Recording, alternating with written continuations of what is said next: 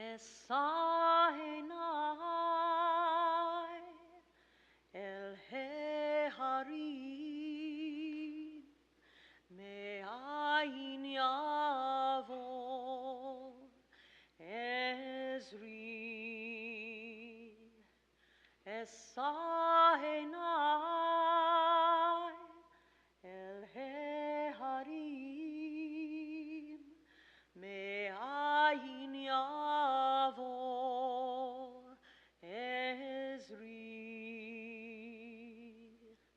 Ezri me'im Adonai oseh shamayim va'aretz Ezri me'im Adonai oseh shamayim va'aretz Esainai el Heharim me'ayin yavor Ezri.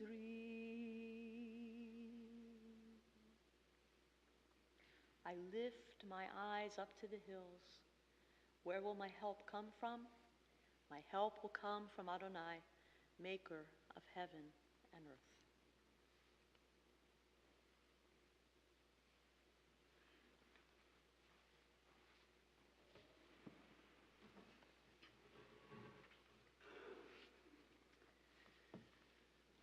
We gather together this morning to honor a very special man.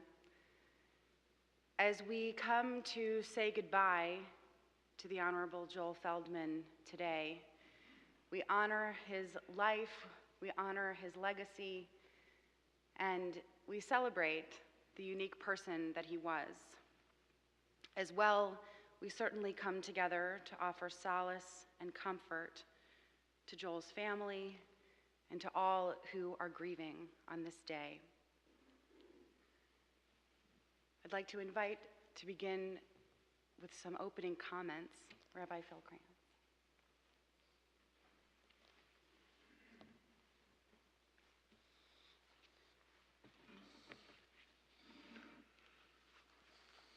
I rise this morning to pay tribute to one of the presidents of this congregation under whom I was privileged to serve.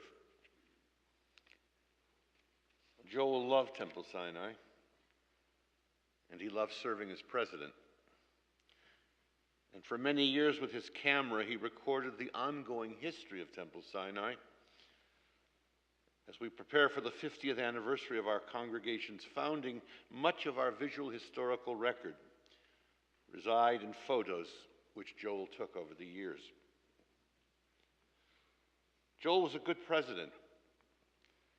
It was Joel who first mentioned to me the need to expand our rabbinic staff.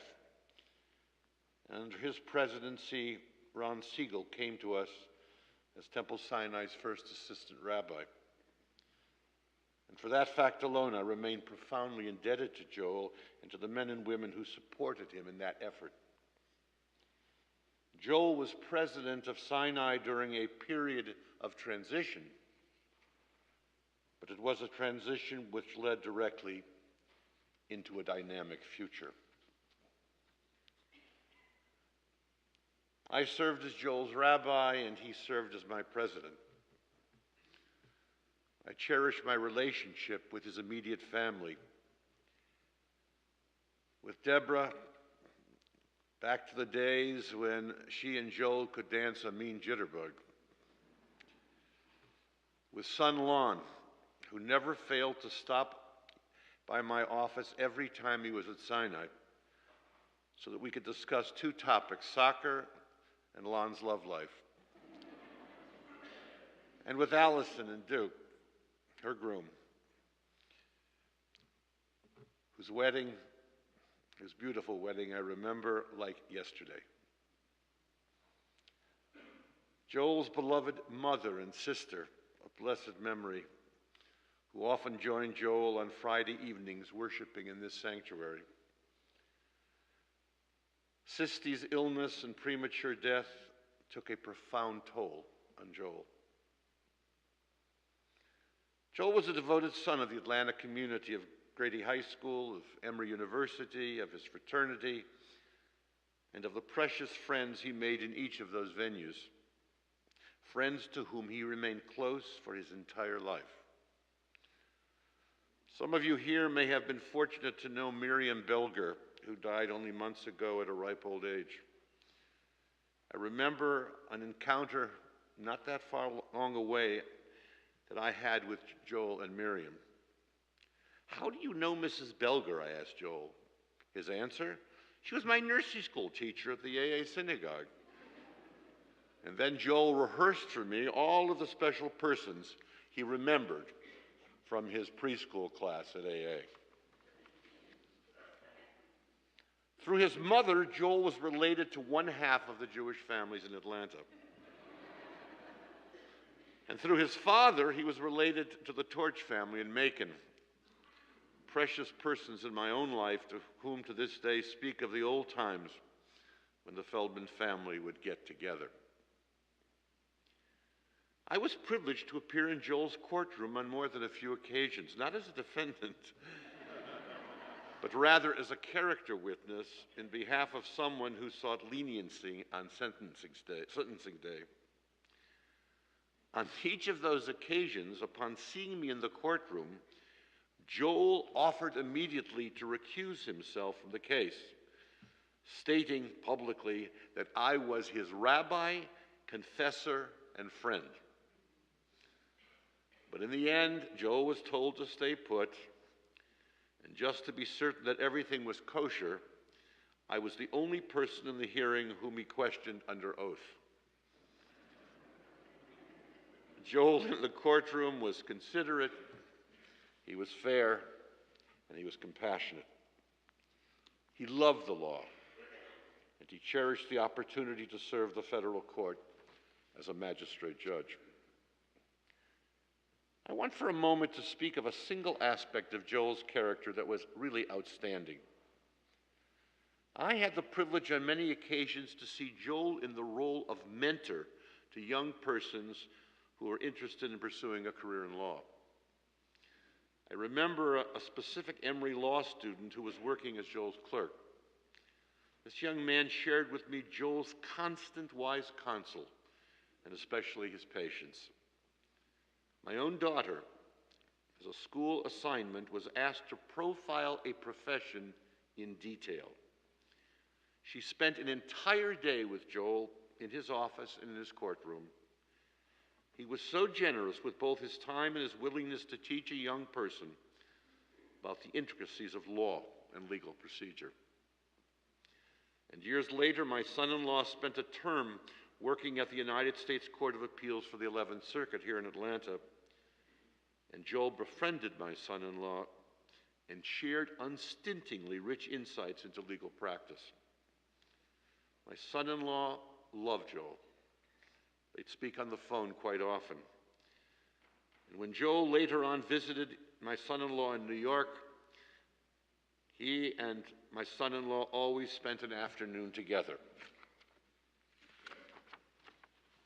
And now, to be totally honest about Joel, I have to tell you that each of those visits to New York included lunch or dinner with Kevin at the 2nd Avenue Deli. Joel shouldn't be eating that kind of food, I reminded my son-in-law. But he answered, Judge Feldman insisted. Joel never followed a diet that was best for him. In addition, Joel was a physician's nightmare. He loved his doctors. He saw them regularly for the treatment of his many ailments, but he refused to follow their orders. After one of his many heart episodes, I chastised Joel for his cavalier response to the doctor's orders. He told me proudly that it was a Feldman tradition. His beloved father, he told me, never followed a doctor's advice. Joel and I both served in the United States Naval Reserve. I had given up my commission after 7 years of service during the Vietnam period, And years later, at my wife's urging, I decided that I wanted to move beyond lieutenant commander and renew my commission. Joel did everything in his power to get me a new commission. And when he failed to do so, I remember him saying to me the following: "Phil, I guess that the United States Navy does not see you as indispensable to our national defense." He was sincere. He did not realize, however, what an understatement he had just uttered. Joel, I'm going to miss you. Thank you for your friendship, your mentorship, your service to congregation, your service to country. And thanks most importantly for the integrity which characterized your practice of the law. Rest in peace, dear friend, and know that you will not soon be forgotten. Amen.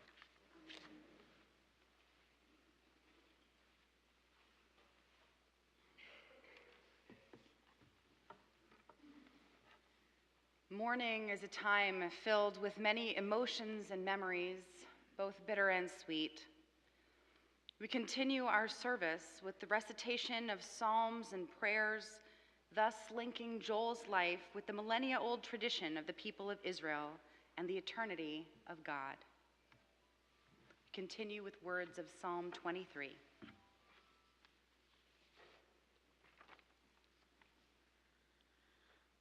Adonai roi lo exar, v'notesh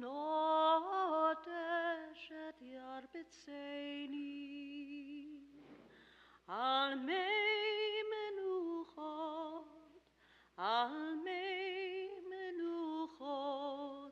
inaleini.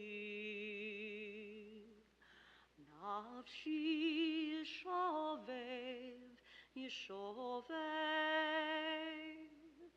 yancheni b'maglei tzedek, yancheni b'maglei tzedek, leman shemo. Kom ki elech begitz al mavet lo ira, ki ata imadi shivtecha umishantecha heimayana chamuni.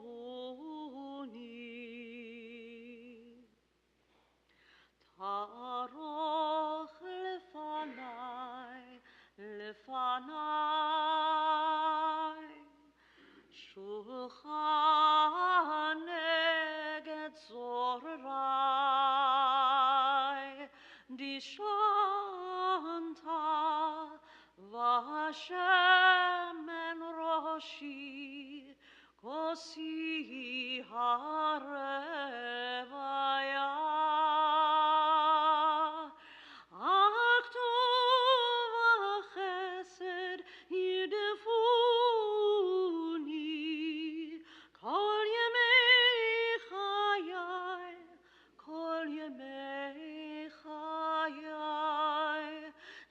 Shavti beveit Adonai leorech yamin.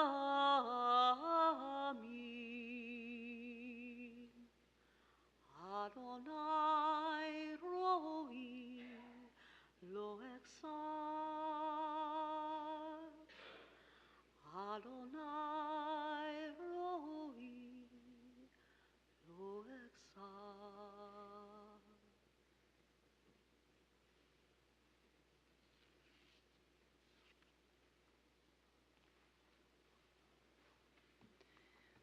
Adonai is my shepherd, I shall not want.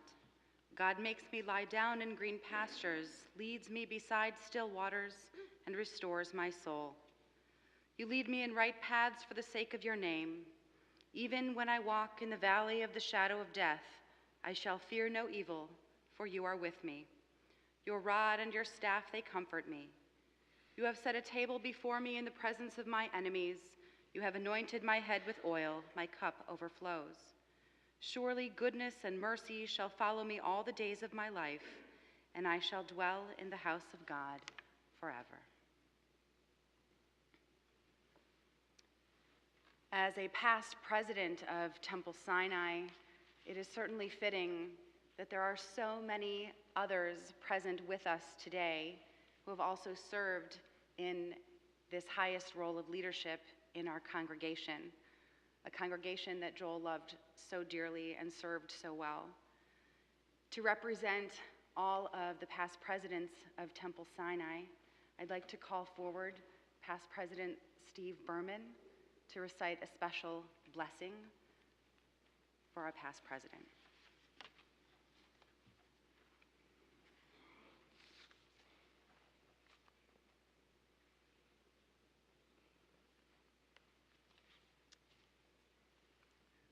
Thank you, Rabbi Perry. The Talmud states, as the leader, so the generation. As the generation, so the leader. Let us now praise a distinguished leader, a past president of our beloved congregation, and I might add, an overwhelming majority of our past presidents are here today out of respect for the service that Joel gave this wonderful congregation. Honored in his generation, Joel's example serves as a source of pride in our day, and his legacy includes commitment to our people and service to this community.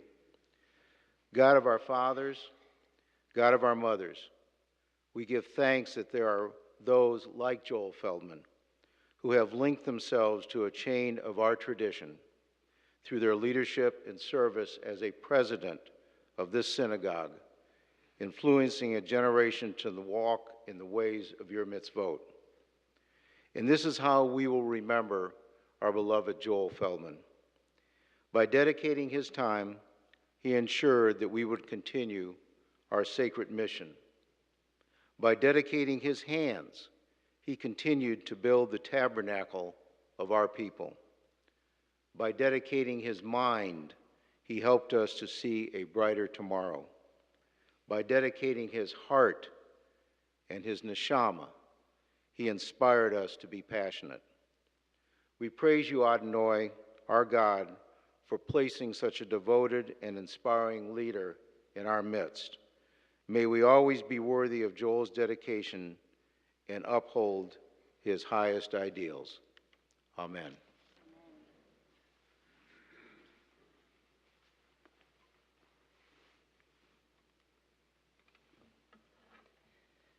There is a time for everything, a time for every experience under heaven, a time for being born and a time for dying, a time for planting and a time for uprooting the planted, a time for destroying and a time for healing, a time for tearing down and a time for building up, a time for weeping and a time for laughing, a time for wailing and a time for dancing, a time for throwing stones and a time for gathering stones, a time for embracing and a time for refraining from embraces, a time for seeking and a time for losing, a time for keeping and a time for discarding, a time for tearing and a time for sowing, a time for silence and a time for speaking.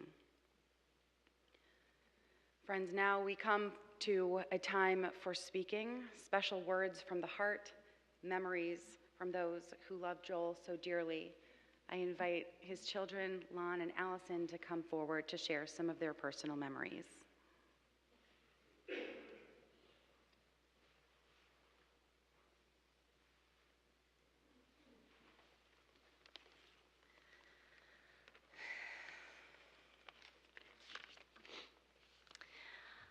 I would like to thank everyone for taking time to say goodbye to my father. He would have loved seeing each and every one of you. He would have given you a hug and sat down with you and reminisced of a shared story that you would have had. There are many facets to my father. He was a father, a husband, a magistrate, a naval officer, a history expert, and a music lover. My father was a self-made man. He grew up in the heart of Atlanta, where he spent his whole childhood. He was the son and grandson of Ukrainian immigrants. His father was born in Odessa, and his mother's family came from Kiev. They both came to America for a better life and freedom from religious persecution. Back to Joel. He was the beloved son of Louis and Rosalie Batch Feldman. He had a loving little sister, Norma, which he could not pronounce her name, and who referred to his sister as his sissy. Joel was a true patriot. He started his service in the Army JROTC at Grady High School. After graduation, he was accepted as an undergraduate to Emory University.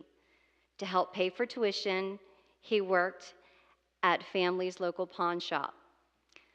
I'm not sure if this is where he developed his love of collecting, but he certainly knew the value of jewelry, guns, knives, coins, and other collectibles. I may have the timeline off a bit, but after graduation, he enlisted in the U.S. Air Force, active duty. He ended up branch transferring to the Navy, and they sent him to law school at Emory.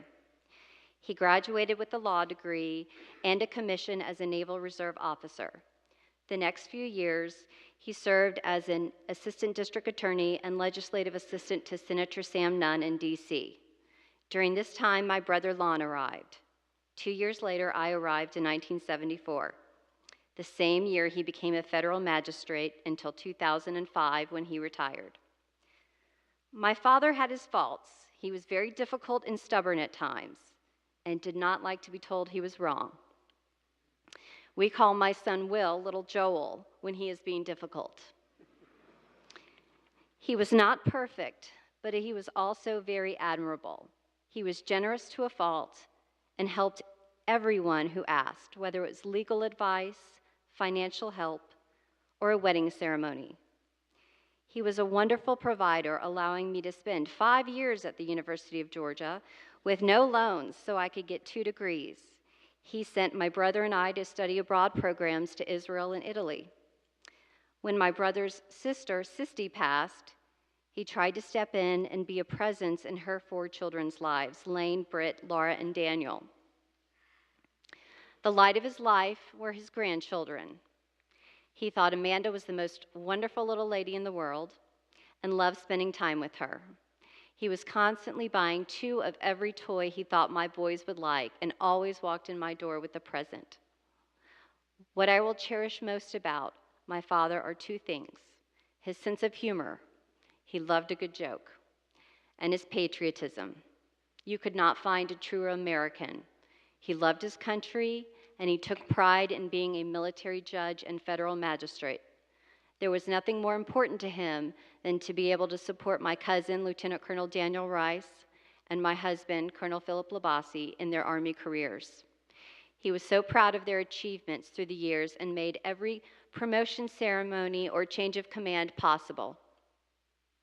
Thank you again for coming to honor my father. I know there are friends all the way back to elementary school, Grady High School, Emory, naval friends, judges and colleagues from the Federal Magistrate's Office, friends from Temple Sinai, family, and of course the multitude of other places he made friends.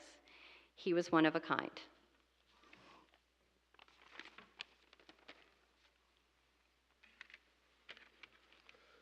Thank you. Joel Feldman, the father, the grandfather, the husband, the judge, and the sailor. Just a few of the attributes you could use to describe him. But that's just a small sample of what you can say. There's also the joker, the photographer, the traveler, the musician, the crash-up derby maestro, the mailbox destroyer, and the auctioneer. The man loved to buy stuff. Bargain beware, Joel's on the prowl. Gallery 99 and Tuesday Morning knew him well. But there's also the confidant, the provider, the stubborn be-all get-out, and the protector. My dad went out of his way to help so many people. He performed weddings and gave work to people who needed it. He played music or took pictures at pretty much any social event you can find him. He knew how to work a room because he pretty much had to talk to everyone. Everyone. But that's just who he was and what he did. When it was time to go, he'd still be talking.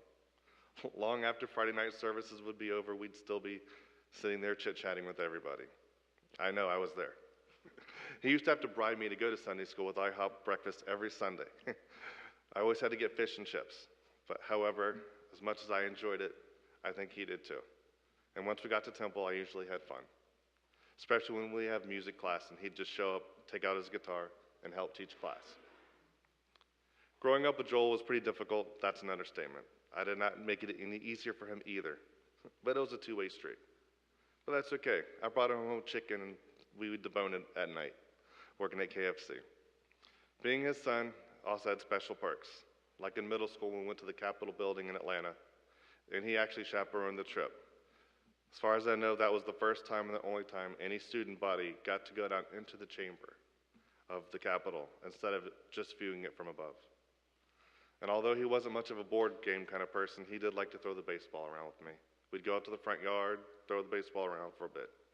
And he did like to watch his Atlanta Braves. Every year with Temple Sinai, we'd go to Braves outings. And many times with Amanda, you could hear them yelling, "Go Braves," as they would be eating Chex Mix when she was a little girl. My dad loved his grandchildren. Amanda, Jake, and Will got to spend many years with him. Amanda, 26 of them, and the boys, Jake and Will, 11. He loved doing many things with them and for them. I wish my two youngest boys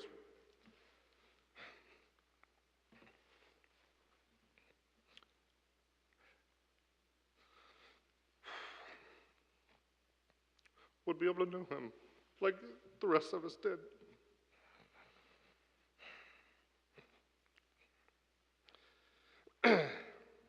Sorry. Dearly beloved, as Allison walked down to the aisle to meet the rabbi and the priest with the judge, a judge, a rabbi, and a priest, and walked into the room and said, "Allison, do you take Philip Labasi to be your lawful wedded husband?" Well, that did happen. My dad walked Allison down the aisle, lifted her veil, gave her a kiss, and turned around to perform the ceremony with the priest and the rabbi. Dad loved performing weddings, and he loved helping people.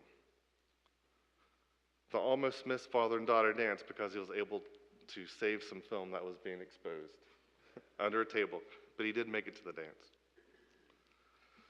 Joel is beloved and will be missed by way too many to count.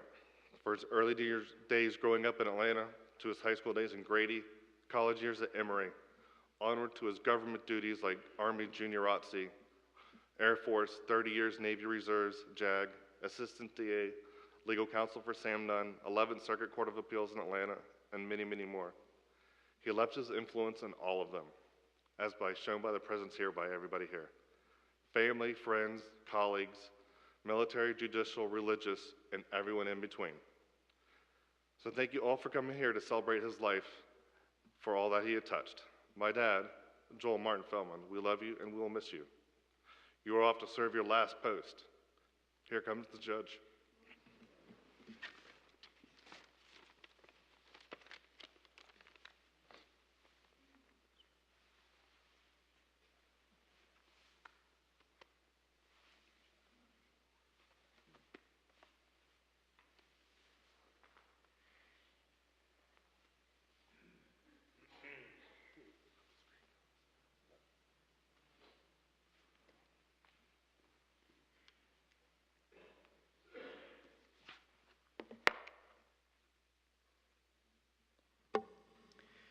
I had just been hired to serve as the assistant rabbi at Temple Sinai in 2006.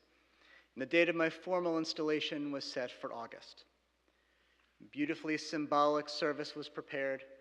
Our cantor met with me to prepare musical selections that would both honor Temple Sinai's rich musical heritage and would also feature some of the melodies that I personally found moving. Representatives of the congregation were engaged to come to the bima and pass the Torah from one to the other until it was placed into my arms. A mentor of mine was brought in from out of town to offer the sermon in charge for my own rabbinate, and members of my family came to town in what was a fitting introduction to the South to Atlanta, and to Sinai. Imagine the scene. High ritual. A ritual the Temple Sinai had only once previously held. It was a sacred and solemn occasion indeed that was interrupted by a gentleman in the front row constantly snapping photos. Rabbi Siegel began, "We place this Torah into your hands," flash. My mentor started speaking, "Thank you, Temple Sinai, for," flash. I started my comments, flash, flash, flash. At one point, our resident photographer stood from his seat because, by God, the lectern was blocking the shot he wanted. As the rest of the congregation remained seated, this man with not one but 3 cameras around his neck, stood in the front row and began snapping pictures. All of this despite the very strict prohibition against photography during Shabbat services. The photographer knew the rules. In fact, the rule may have been put in place by him when he was president of our congregation. But he lived by a different dictum.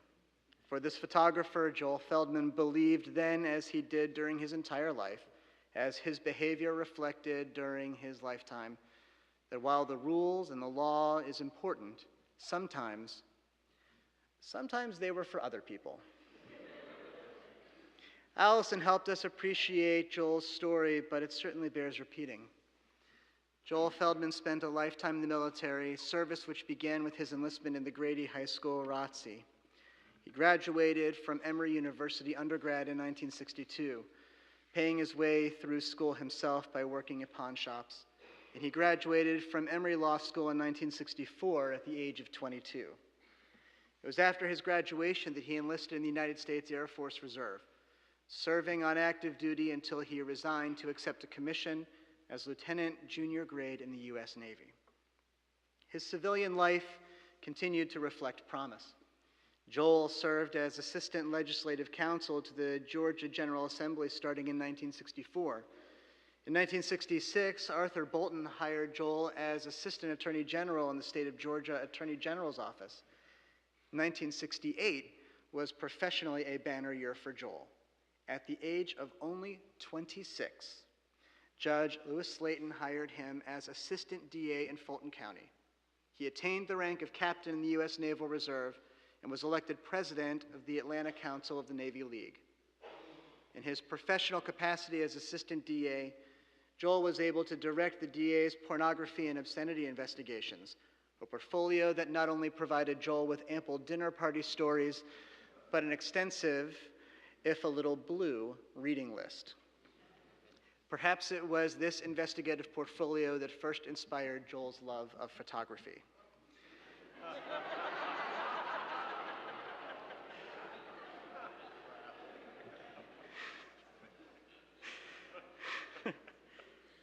He began working for U.S. Senator Sam Nunn as legislative and legal counsel in 1973, a job that took him to Washington, D.C.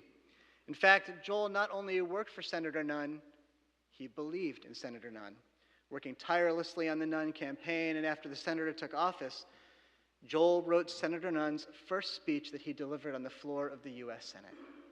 In 1974, at the age of only 33, Joel Feldman became the Honorable Judge Joel M. Feldman as he was appointed to the 11th Circuit, the youngest person in American history to attain such prestige and a post that he would hold for 32 years. The man who absolutely loved history, especially military history, was no longer just a pedestrian. He was making history. Those 32 years were not altogether quiet years. Judge Feldman signed arrest warrants for, or had appear before him, some of Atlanta's most notorious criminals. He signed arrest warrants for Centennial Olympic Park bomber Eric Rudolph and Abdullah Al-Amin, better known as H. Rap Brown of the Black Panthers. He even handled pretrial matters in the racketeering case against porn kingpin Michael Thevis. For those who don't know, and I most certainly didn't until recently, Michael Thevis was a Greek gangster dubbed by tabloids as the Scarface of porn due to his rise and fall, marketing illegal pornography, multiple murders of his business associates, and eventual placement on the FBI's 10 most wanted list. At one point, Thieves and an associate, Roger Dean Underhill, murdered another business associate of the Gambino family. While Thieves was arrested, he eventually broke out of prison in 1978. Word got to the FBI that Thieves had contacted old associates in the mob and arranged for a contract to be put on Underhill's life as revenge for Underhill testifying against him.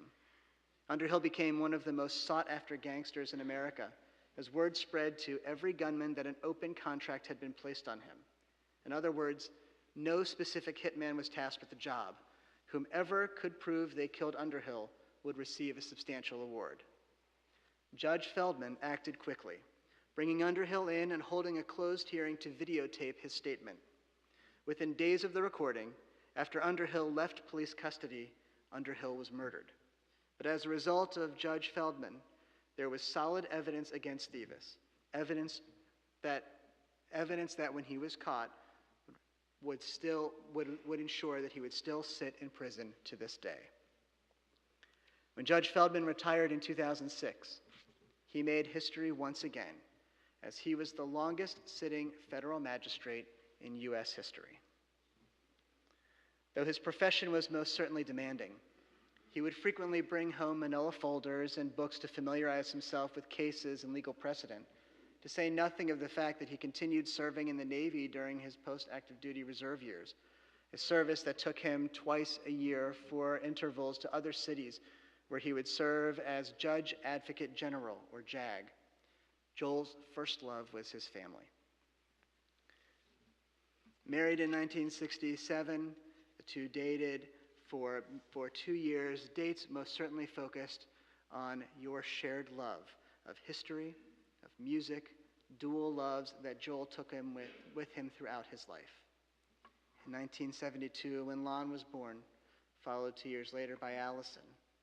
Joel was a parent who showed his love by supporting Lon and Allison at sporting events and reveling in their accomplishments, by driving them to religious school and Hebrew school, by teaching them the value of a good question and, more importantly, a comedic answer. Joel was a person who didn't know how not to get involved when he cared about something. In fact, if he cared about something, he was all in. He cared about dancing, and he and Deborah could wow on the dance floor. He cared about reading, and you can see the vast library that he called a home. He cared about music, so he learned to play guitar, ultimately buying 5 guitars to keep around the house. He loved photography, so he was always buying a new camera, sometimes finding them used so that they would be new to him, and lenses and cases. He loved sports, so he played on the Sinai softball team. He loved ball caps, so he ultimately gathered over 75 baseball hats with different logos from different agencies emblazoned over the rim. And he loved Temple Sinai. Joel used to attribute his involvement at Sinai to his kids, stating that he drove Lon and Allison to religious school and would go to the library to spend some time while they were in class. At one point, he felt there was a need for music education, so Joel started bringing his guitar on Sunday mornings and, before long, found himself as the first music teacher for the Temple Sinai Religious School. He founded our Temple Sinai Brotherhood and was involved in so very many auxiliaries that to mention them all is an impossible task. A known expert in the law, Joel was quickly snatched up to serve as the official parliamentarian for the Board of Trustees meetings, a role he relished for 10 years. And ever impressive, Joel was eventually tasked in 1994 with becoming our congregation's president. As president, he immediately began making changes. A lover of music, he installed our first sound system. A believer in the benefits of technology, even if he himself didn't take full advantage, he also took pride in having secured the first computers for Sinai. Though perhaps the most significant contribution made during Joel, now President Joel's presidency, occurred when he launched the process to engage our first assistant rabbi. As Rabbi Kranz shared, the person they felt fit all of our needs was a young man named Ron Siegel. He was hired during Joel's administration, and as Joel proclaimed, "We haven't been able to get rid of him since." A phrase quickly followed by, but of course everybody loves him, so we don't want to. Joel took great pride in hiring Rabbi Siegel and relayed the stories of that search with glee. Joel was a person who laughed easily, who smiled often, who knew how to tell a good story. In fact, fearful that a good story might end too soon, Joel grew to appreciate the art of telling not the good story, but the long story. He was the type of person who was always helping somebody, always offering advice or assistance to someone in need. He lived that example, and he taught us all how to live a life that was stimulating, fulfilling, and enjoyable, which makes these last several years so challenging. Dementia robbed us of the Joel whose wit was impeccable and whose mind was sharp. His memory played tricks on him and led him to feel increasingly isolated and alone, despite many visitors during these recent years. The cruelty of the disease most chiefly felt by those closest with Joel: Deborah, his children, and their spouses, Lon and Kimberly, and Allison and Duke, and his stepson Mark. We offer comfort to his grandchildren, Amanda, Nicholas, Ethan, Will, Jake, and Kyle, and to the many others who count themselves as admirers and friends of Joel, we offer our sincere and heartfelt condolences. Our prayer on this sad day is simple. Dear God, help us to dispel the sadness that accompanies the pain of loss, and may we find joy in the precious memories we have of life with Joel Feldman. May his example teach us to seek that which is good and right in the world. And may we have the courage to face the future, treasuring Joel's legacy of learning, of law, and of love. Amen.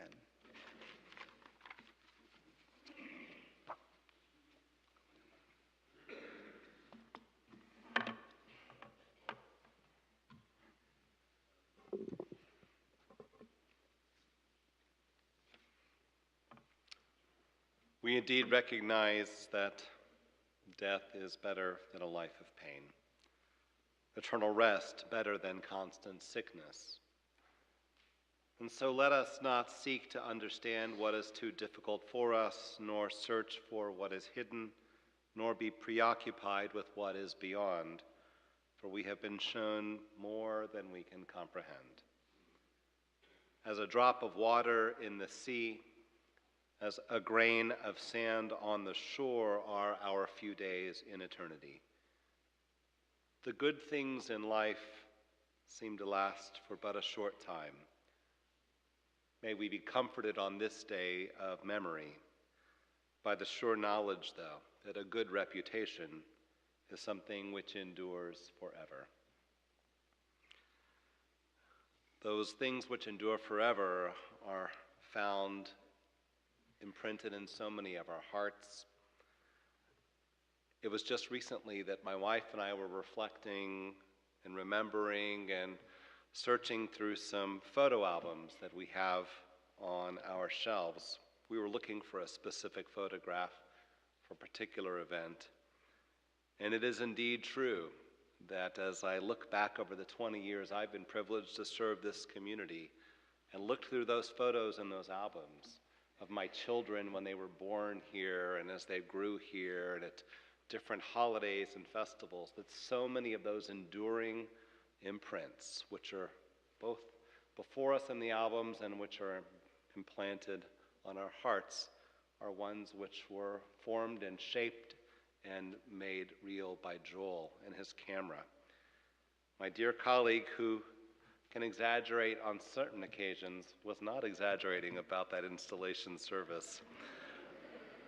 I remember that Shabbat very, very well, and indeed, those memories bring a great smile to our face. Perhaps some of us were present at the retirement service where Joel was honored when he retired from the bench. And indeed, those comments about a good reputation enduring forever were truly born on that day as we listened to his colleagues on the bench and in the law speak glowing words about Joel's contributions to this city, to the institution of the law. And I pray and hope that all who had the benefit of learning and sharing life with Joel will feel richer for having walked the path of life together with him. And one final note. It just struck me as I was sitting on the bema, and Brad made the lovely comments, as did Rabbi Kranz, about Joel's being the president when I was privileged to come to Temple Sinai. You know, we don't do rabbinic searches at Temple Sinai very often. Rabbi Levenberg joined us 10 years ago. Rabbi Perry joined us 9 years ago. Isn't it somewhat fitting and perhaps spiritually powerful to note that on this day, as we say goodbye to our dear friend, it's the first time in 9 years we find ourselves once again in a rabbinic search, as Rabbi Perry will be moving to the next chapter in her family's career. In fact, these 2 weeks, right now, we are searching for a rabbi once again. It strikes me that there's something profound and perhaps quite meaningful. May the community which Joel helped to create and shape and form through his leadership and years of service help to attract and ensure that the next rabbi privileged to serve this community will do so, be attracted to this community because of all of the gifts that he helped bring to bear and fruition.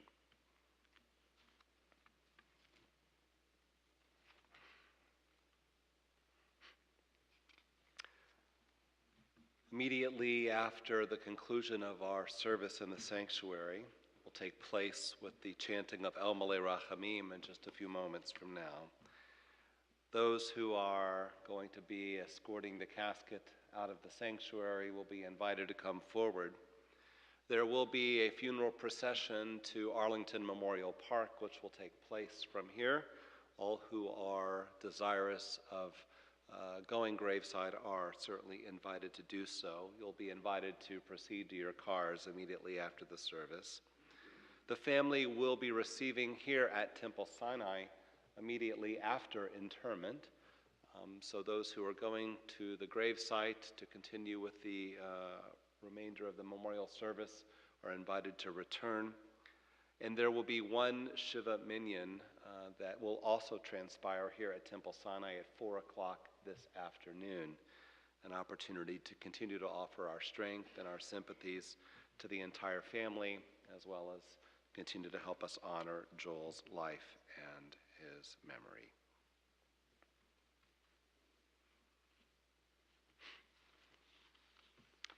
May the Holy One of blessing, from whom all things come, and to whom all things return, give us light and peace on this day of grief and mourning.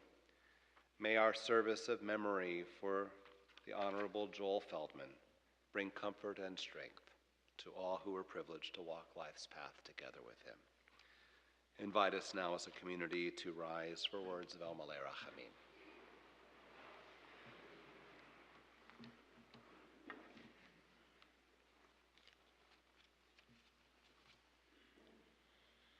El Malei Rachamim, Shochen Bamromim, Hamitzei Menucha Nechona, Tachat Kanfei HaShechina, Im Kedoshim Utorim, Kezohar ki Mazirim, Et Nishmot Yoel ben Lev Shoshana, Shalach leolamo, Baal harachamim, Yastirehu Beseter knafav leolamim, V'yitzror b'yitzror chaim et nishmato, Adonai hu nachalato, V'yanuach b'shalom al mishkavo, V'nomar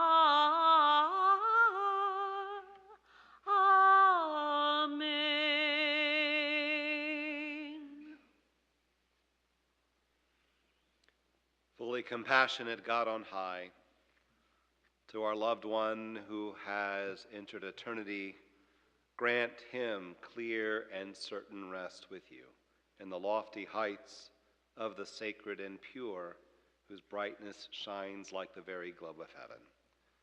Source of mercy, forever enfold Joel in the embrace of your wings. Secure his soul in eternity. God, he is now yours. May he rest in peace. Together we say, Amen. We invite all who are serving as pallbearers to please come forward at this time.